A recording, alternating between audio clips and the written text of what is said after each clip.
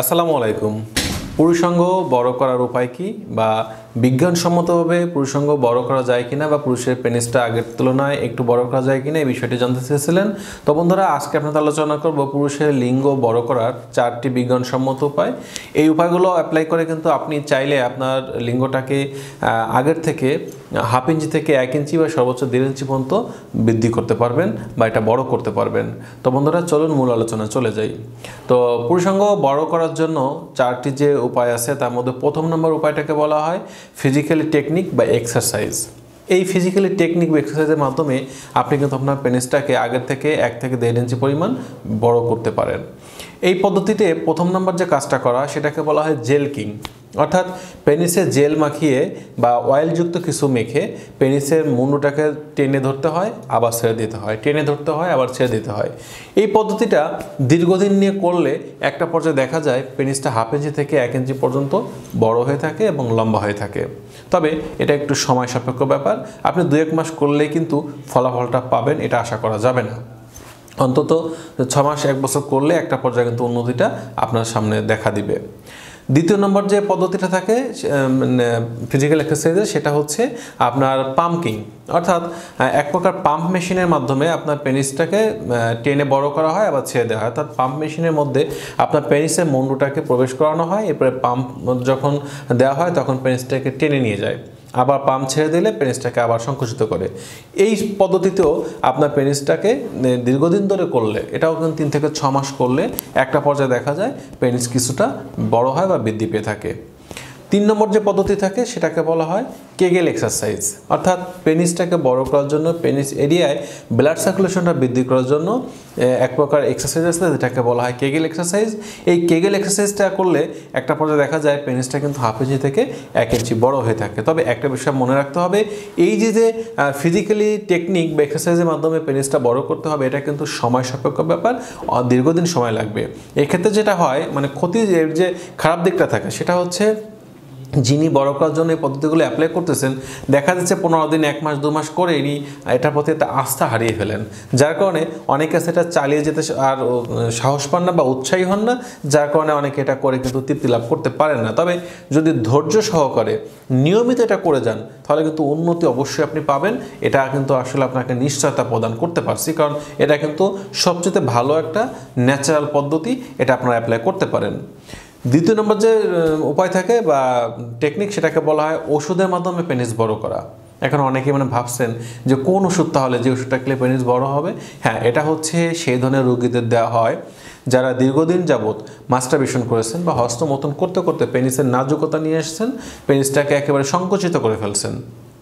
এখন বিষয়টা হচ্ছে যারা এরকম একটা অবস্থায় পেনিসটাকে নিয়ে গেছেন তাদের এই নাজুকতা দূর করার জন্য, বা অনেকে আছেন প্রচুর মানসিক টেনশন দুশ্চিন্তা হতাশায় থাকেন বা প্রচুর পরিমাণ ড্রাগ অ্যাডিক্টেড থাকেন, বিভিন্ন মাদকযুক্ত খাবারগুলো সেবন করেন, এই সকল কারণে তাদের পেনিসের যে প্যানেল টিস্যুগুলো ব্লাড সার্কুলেশন কমে আসে এবং তাদের এটা নিশ্চয়তা চলে আসে। এই নিশ্চয়তাভাব দূর করার জন্য যখন চিকিৎসকের কাছে আসেন তখন কিছু উত্তেজক ওষুধ দেওয়া হয়, অর্থাৎ কিছু যৌন উত্তেজক ওষুধগুলো যখন সেবন করানো হয় তখন পেনিসের সুদৃঢ়তা চলে আসে, পেনিস সঠিকভাবে দাঁড়ায় এবং শক্ত হয়, যার কারণে দেখা যায় রোগী তখন মনে করেন যে আপাত দৃষ্টিতে তার পেনিসটা আগে যেমন ছোট দেখাতো, যখন এই ওষুধগুলো সেবন করেন প্যানেল টিস্যুগুলো যখন ব্লাড সার্কুলেশন সুন্দরভাবে প্রবাহ হতে থাকে তখন অটোমেটিক পেনিসটা আগের থেকে বড় দেখায় এবং লম্বা দেখায়, এবং রোগী তখন মনে করেন যে না, আমার পেনিসটা আগে হাফ ইঞ্চি থেকে 1 ইঞ্চি বর্তমানে বৃদ্ধি পেয়েছে। এবার আসুন 3য় নম্বর যে পদ্ধতি, এটাকে বলা হয় হরমোন রিপ্লেসমেন্ট থেরাপি। অর্থাৎ একজন পুরুষ তার শারীরিক বয়স, তার আকার আয়তন অনুযায়ী তার যে উন্নতি কেমন হয়েছে, তার শারীরিক গঠন যে পেনিসটা সঠিকভাবে কি বৃদ্ধি পেয়েছে কি পায়নি এই বিষয়টা খেয়াল করা হয়, এবং একজন হরমোন বিশেষজ্ঞ ডাক্তার তাকে 2-3টা টেস্ট দিয়ে থাকেন। তার মধ্যে অন্যতম থাকে তার থাইরয়েড হরমোনটা ঠিক আছে কিনা, তার গ্রোথ হরমোনটা ঠিক আছে কিনা, অথবা তার যৌন হরমোন বা টেস্টোস্টেরন হরমোন লেভেলটা কেমন আছে। যদি দেখা যায় যে এই হরমোনগুলো কোনো একটা ঘাটতি থাকে তখন কিন্তু তাকে যেটা ঘাটতি আছে সেই হরমোন রিপ্লেসমেন্ট থেরাপি দেওয়া হয় বা সেই ধরনের মেডিসিন খাওয়ানো হয়। আর এই ধরনের মেডিসিন খাওয়ার মাধ্যমে কিন্তু তার পেনিসটা হাফ ইঞ্চি থেকে 1 ইঞ্চি পরিমাণ বড় করা সম্ভব হয় বা বৃদ্ধি করা যায়। এবার আসুন 4 নম্বর যে উপায় বা পদ্ধতি, এটাকে বলা হয় সার্জারি।